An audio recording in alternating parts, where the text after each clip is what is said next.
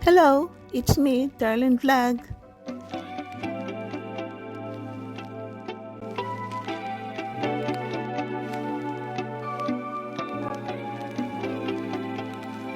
Hello mga katandims, ka-love teams, ka-jumkar. Kumusta na kayo? Ito naman si Tita Darlene Vlog.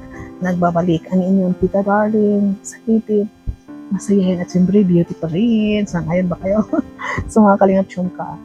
Ito, reaction or something, mapag-uusapan, advice sa mga kasama natin dito sa jumkar. At siyempre, para sa mga, para bang napraplaning, napraplaning kasi. Pero bago yan, i-shoutout po natin si Kuya Val, si Ate Edna, si Kalingap Rab. Kasama natin dito sa Team Kalingap ng mga reactors, ang Kalipa, Kalaba, Kamari, Team Bios, Strikers, Watchers, PRROG, shoutout po, Kifal, shoutout po.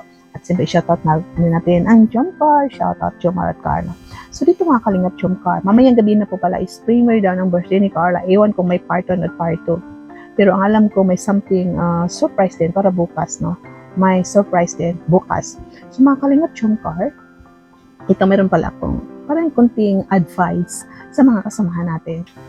Kung naalala po ninyo, di ba, last week, maraming nataranta, maraming napraning dahil may basher na parang nagsabi na nakita daw niya si Jomar sa Cebu, no? So marami bang nabaliw, nasabi ng iba na huwag kayo maniwala, kung may proof kayo, magbibigay kami ng 30K, no? So ang iba parang nagtatanong, totoo ba o hindi? Pero time solid, alam naman natin na hindi totoo. So ito nga po, no? Minsan si Jomar, pag nagla-live siya, minsan nababanggitin na bukas, mga Kalingap, uwi ako ng Dait, no? Uwi ako ng Naga, bukas na alas 4, minsan din niya sinasabi anong oras. Tapos minsan sabi niya na pupunta ako ng Legazpi, pupunta ako ng Nabwa, ganun po. So parang nasanay na tayong mga supporters na ito si Jomar ay nag-share. Minsan din nasi-share niya na pupunta siya sa Maynila. So ganito po. So I don't know, para sa akin, no? Para sa akin din na ito si Jomar, sana minsan hindi na i-share lahat-lahat. So I don't know rin, minsan siguro hindi siya nag-share lagi. So alam po nito si Kalingap Rap. Ito si Kalingap Rab, minsan pumupunta siya sa Maynila. Di ba, ina-announce niya pupunta siya sa Maynila. Kasi marami sila. May family siya, may driver siya, may mga keyboards na sumasama. Minsan dalawa lang sila ni Edo o sino ba. Pero hindi ko napansin, simula nag-charity si Rab, hindi siya pumupunta ng Maynila na mag-isa. So ito si Jomar, minsan pumupunta siya sa Maynila na mag-isa. So para sa akin mga ka-Jomcar, no, kung sakaling na minsan si Jomar ay may pinuntahan na isang lugar, hindi niya sinasabi, huwag niyo gawa ng kwento na ay pumunta doon, baka nakipagkita sa ex niya, baka bumisita sa GF niya, baka ganito, bla bla. Huwag po, no, kayo mga solid, alam niyo mas mabuti pa na si Jomar, hindi niya sasabihin lahat ng activities niya, lakad niya, kasi para sa safety po niya yun. Alam po natin na may mga basher, mahal natin, isa sa basher is killer, no? Masama ang ugali, mamamatay tao, kung ano ba. Tapos nalaman niya na si Jomar is pupunta dito, naaabangan niya kasi may oras. So sana po, huwag po tayo maging praning. Katulad yun, sabi na nakita nila si Jomar sa Cebu, no? Pero siguro naman, imposible naman hindi sasabihin ni Jomar na pupunta sa Cebu, no? Kasi normal yun, i-share na sa atin ng mga supporters niya, paano minsan mga activities niya, kasi gusto rin niya na matutuwa tayo sa mga binabalita niya. At siyempre, alam po natin, alam ni Carla ang kanyang mga lakad. Pero kung mga malalapit lang or malayo, huwag na lang niya sabihin ang oras, no? Kasi para po sa safety ni Jomar, isang pupunta siya na Maynila, no? Huwag na lang niya sabihin anong oras. Kasi sa panahon ngayon, ang dami mga masasama ang loob, ang dami kung ano-anong nasnat yan, kung ano bang na-kidnap, kung ano bang ginagawa nila, lalo na ito si Jomar na malaman ng iba na, no? Marami nagpapalipad, may mga sponsors, so for sure, alam ng mga tao na may pira yun si Jomar, no?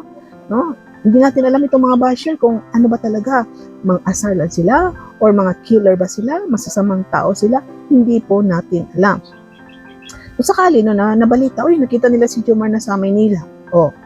Di, parang nabasa ninyo, no? Minsan sabi natin, baka totoo, no? Pero hindi na nagsabi si Jomar. Magtanong kayo sa mga legit na supporters, baka alam nila, no?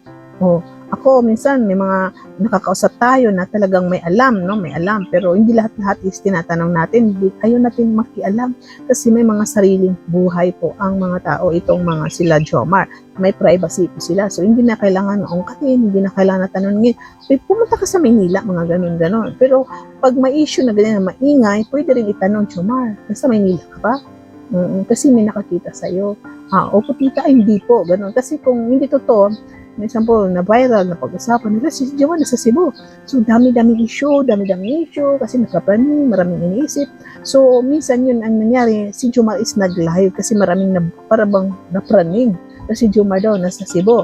So yun, kung sakaling pumunta siguro si Jomar sa Cebu, tapos nabalita, hindi siya nagpaalam kung ano-ano mga kwento dyan. Possible din na ito si Jomar magsasabi, ay oo nga po, nandito po ako sa Cebu kanina pa lang. Ay may nakakita sa akin, ay thank you po. Alam niyo ba po, hindi ko sinasabi ng hindi ko sinasabi lahat ng ginagawa ko, activities ko. Si Carla lang ang nakakalam at ang mga magulang ko, best friend ko. Kasi nga po, pagod na ako sa mga issue, gusto ko ng privacy, may mga ganito, ganyan, mga sasamang tao. At isa rin po, sana itong mga best friend niya, pag may lakad si Jomar, hindi natin masyado ikalat sa social media. Ay, alam niyo si Agom, umuwi na nahaga. Kasi bigyan natin ng privacy. Alam niyo mga ka-Jomcar, si Agom, nasa Nabwa, si Agom ni Carla nasa Legazpi. Lahat-lahat pa lang i-share natin sa social media kung nasaan si Jomar para lang magkaroon tayo ng views or ano. Bigyan po natin ng privacy si Jomar kung ano mga activities niya, kung saan siya pupunta para po sa kanyang kaligtasan. Si Jomar kahit charity vlogger lang yan, kahit ganyan, hindi siya dapat niyang may kaligtasan, may privacy. Kasi alam niyo, sumisikat na po si Jomar. Ito si Kalinga Prab, hindi siya umalis na mag-isa. At malala ngayon ang buong mundo, dahil sa kasamaan ng mga tao, ano na nangyari sa mga tao ngayon. At ito si Jomar is sikat na siya sa Pinoy history, Maraming na nanonood, maraming supporters, hindi lang tayo ang nanonood, na mga Jomcar, siyempre ang Team Kalingap at family, mga kaibigan. So dapat maintindihan natin kung ito si Jomar is hindi nagsasabi sa kanyang lahat na activities ang importante, alam niya, kamag-anak, family niya, ito si Carla. So, pag hindi nag-live si Jomar, huwag kayo magtanong, bakit hindi nag-live si Jomar? Busy. Gusto niya ng privacy. May mga importante nga nasikaso. Hindi lahat po ng bagay ay kailangan ipakita, sabihin ni Jomar sa public. Dahil may privacy po lahat tayo. May kanya-kanya tayong privacy, may kanya-kanya tayong tungkulin sa buhay na hindi dapat lahat ay share para sa kaligtasan. So sana po, yun nga po i-share ko, na importanteng bagay rin kay Jomar. At siyempre, kahit sa ating lahat, na kailangan din ng privacy, kailangan din natin ng safety. So, I'm sure na ganun din po kayo. Kahit hindi tayo mayaman, kailangan din natin ng privacy, kailangan din natin ng kaligtasan.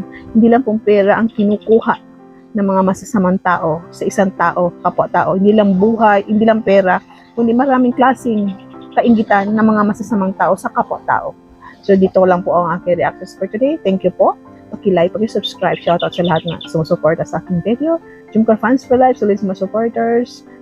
Solid Jomcar 23, solid group. Siyempre, Angels International Team. Shoutout po sa inyo lahat. Bye-bye. At thank you sa sumusuporta dito sa Team Kalingap at saka sa landing pad ni Kuya Fal. Bye-bye. God bless you and see you in my next reaction video. Keep smiling. Hugs everyone. Mga Kalingap, suportahan natin Darlen Vlogs YouTube channel. Please subscribe. Mga karaba, mga Kalingap, mga ka-Jomcar ng samahan. Reactor na maaasahan, siya si Darlen Vlogs. Sa Kalingap Radyo Balitaan, atin siyang nasisilayan. Mabuti na kaibigan, solidong Kalingap niya. Siya ay matulungin sa kapwa, mga reaksyon niya'y kahanga-hanga. Siya si Darlen Vlog, samahan natin.